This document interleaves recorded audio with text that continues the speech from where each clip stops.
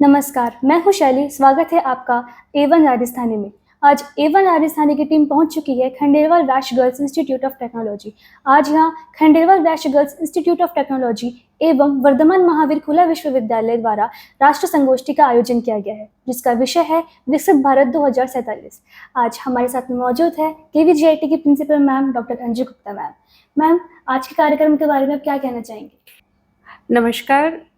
National conference 2 days national conference Vardhaman Mahavir open university और KVGIT के संयुक्त तत्वाधान में हुई। इस नेशनल कॉन्फ्रेंस में 2 दिन के अंदर 3 टेक्निकल सेशंस हुए और इन 3 टेक्निकल सेशन में 100 से ज़्यादा शोध पत्र पढ़े गए। इसके साथ ही करीब पूरे राष्ट्र से 300 प्रतिभागियों ने इसमें ऑनलाइन एंड ऑफलाइन मोड में पार्टिसिपेट किया और डिफरेंट यूनिवर्सिटी जिसमें Dungarpur university, Udaipur university, Bikaner university और दिल्ली यूनिवर्सिटी से बहुत सारे पार्टिसिपेंट्स हमारे साथ थे। हमारे पहला सेशन जो कि इनॉग्रल सेशन था, इनॉग्रल सेशन में राजस्थान विश्वविद्यालय की कुलपति professor Alpana Kateja as a key speaker हमारे साथ थी और प्रोफेसर मंजू वाघमार जो स्टेट मिनिस्टर हैं वो हमारी विशिष्ट अतिथि रहीं। इस अवसर पर प्रोफेसर कैलाश सोढानी जी जो कि वर्धमान महावीर ओपन यूनिवर्सिटी के वाइस चांसलर हैं, उनका उद्बोधन रहा और उन सब के साथ में, उन सब के सानिध्य में हमने इस नेशनल कॉन्फ्रेंस की शुरुआत की।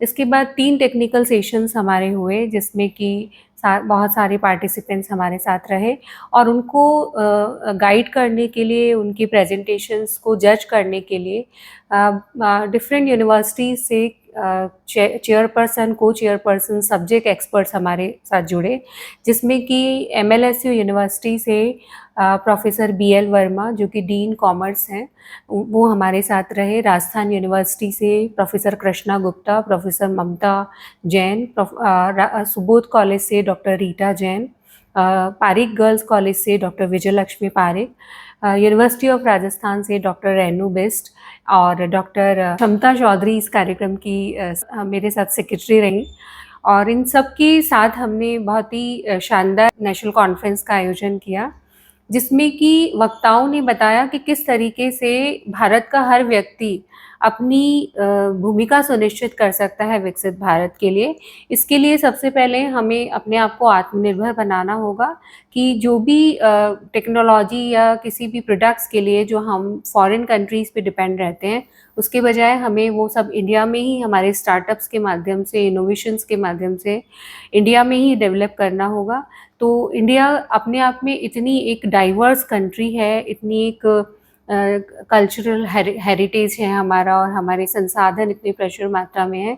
तो अगर हम चाहें तो डेफिनेटली हम जो भारत को शुरू से विश्व गुरु कहा था, उस स्थिति में हम वापस से जा सकते हैं। तो ये जो 2 दिन का विचार मंथन सबके बीच में हुआ और डेफिनेटली ये एक बहुत शुभ संकेत है कि हम विकसित भारत 2047 की तरफ बढ़ रहे हैं। मैम, KVGIT में नए सेशन को लेके आपकी क्या प्लानिंग है?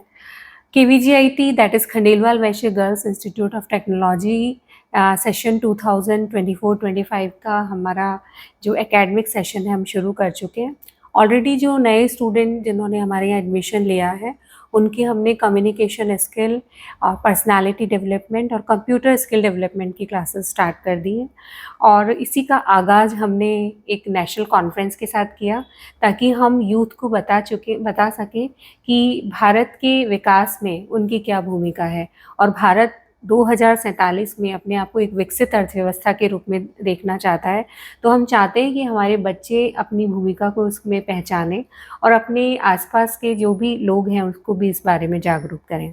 मैं बताना चाहूँगी कि आगामी मंगलवार को हमने वृक्षारोपण कार्यक्रम का भी इसी कड़ी में आयोजन किया है, जिसमें 1000 पौधे हम बच्चों को, पेरेंट्स को और वितरित करेंगे और आसपास के लोगों को बच्चों के द्वारा भेजेंगे ताकि जो पर्यावरण सुरक्षा का हमारा संकल्प है हम उसको भी आगे बढ़ा सकें।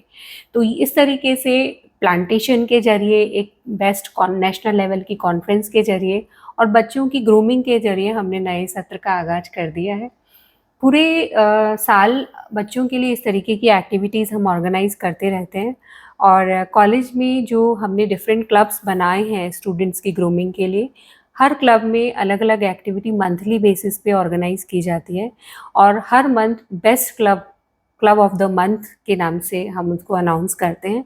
इस तरीके से बच्चों में एक हेल्दी कंपटीशन क्रिएट होता है और बच्चे और फैकल्टी एक टीम वर्क के साथ बहुत अच्छे अच्छे इवेंट्स करते हैं, जिससे कि उनको लर्निंग मिलती है, प्रैक्टिकल उनको एक्सपीरियंस मिलता है जो आने वाले टाइम में उनको काम आएगा।